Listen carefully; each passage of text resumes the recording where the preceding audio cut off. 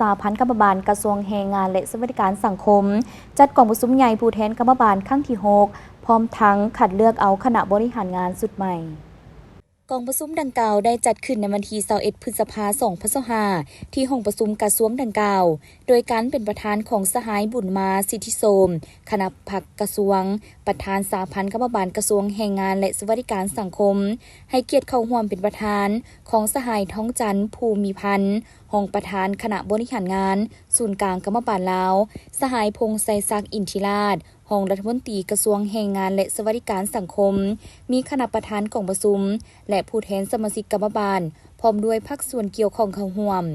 ในกองประชุมใหญ่ครั้งที่6ของสหพันธ์กรรมบาลกระทรวงแรงงานและสวัสดิการสังคมได้เป็นเอกภาพและรับร้องเอาบรรดาเนื้อในสำคัญคือกองประชุมได้รับฟังการรายงานและประกอบคำคิดคำเห็นอย่างกงไปกงมาและเป็นเอกภาพรับร้องเอาบทรายงานการเมืองเกี่ยวกับสภาพการซี้นำพาของคณะบริหารงานสหพันธ์กรรมบาลสมัยที่10และระยะ5ปีผ่านมาและที่ทั้งแผนการและมาตรการจัดตั้งปฏิบัติสมัยที่1ในระยะ5ปีต่อหน้านับแต่ปี2026-2030ซึ่งเนื้อในมีคือเอาใจใส่ศึกษาอบรมการเมืองแนวคิดให้แก่สมาชิกกรรมบาลให้มีความนักแน่นทุนเทียงมีความจงรักภักดีต่ออุดมการณ์ของภาคและเสื่อมั่นต่อแนวทางการนำพาของภาคบำรุงและก่อสร้างสมาชิกกรรมบาลพนักงานให้มีความรู้ความสามารถคุณสมบัติศีลธรรมปฏิบัติเพื่อเป็นกำลังแรงในการจัดตั้งปฏิบัติหน้าที่การเมืองของตนให้ปรากฏผลเป็นจริงตั้งหน้าปรับปรุงแบบแผนวิธีเฮ็ดเวียกตามหลักการร่วมศูนย์ประชาธิปไตยเฮ็ดเวียกเป็นหมู่คณะมีการแบ่งงานและความรับผิดชอบให้บุคคลอย่างจะแจ้งทั้งสู่ส่วนจัดตั้งปฏิบัติแผนการของสหพันธ์กรรมบาลให้เข้มแข็งโดยเอาใจใส่ในการดำเนินชีวิตการเมืองเป็นกลไกในการปรับปรุงก่อสร้างเวียกงานกรรมบาลให้มีความเข้มแข็งนักแน่นและส่งเสริมให้คณะบริหารงานสหพันธ์กรรมบาลและบรรดากรรมบาลภาคทานมีความเติบใหญ่ขยายตัวและเฮ็ดสำเร็จหน้าที่การเมือง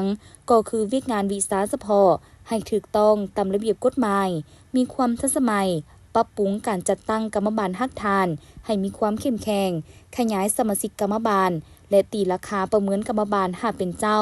ให้ได้80ส่วนห้อยขึ้นไป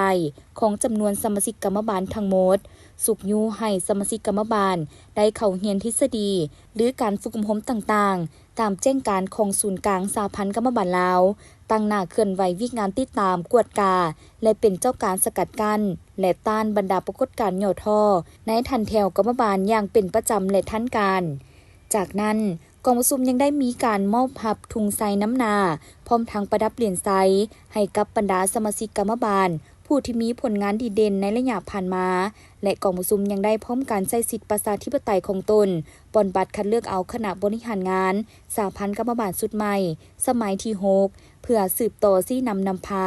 การจัดตั้งปฏิบัติเวียกงานกรรมบาลในระยะ5ปีต่อหน้า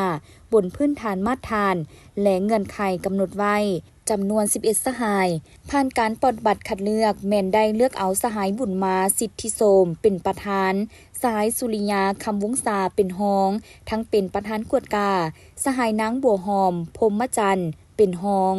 ในกองประชุมครั้งปฐมฤกษ์ยังได้เลือกเอาผู้แทนสมบูรณ์และสำรอง3สหายเพื่อไปเข้าร่วมกองประชุมใหญ่ศูนย์กลางกรรมบาลลาวครั้งที่9ตื่มอีก